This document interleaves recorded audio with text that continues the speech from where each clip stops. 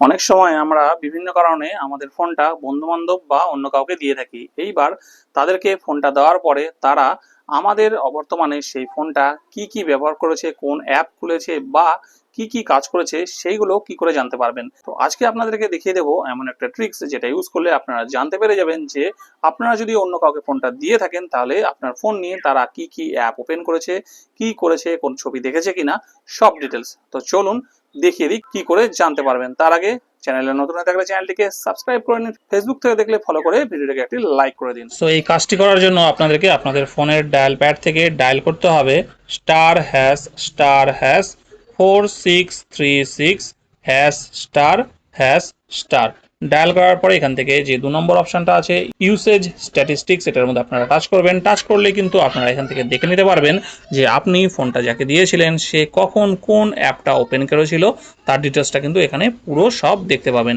এবং আপনাদের গ্যালারিও যদি ওপেন করে থাকে তাহলে কিন্তু সেটাও দেখতে পাবেন কখন ওপেন করেছিল এবং কতক্ষণ ধরে সেটা ব্যবহার করেছে। যেমন এখানে গ্যালারিটা দেখাচ্ছে ইউজেস টাইম 38.31 সেকেন্ড, ঠিক আছে।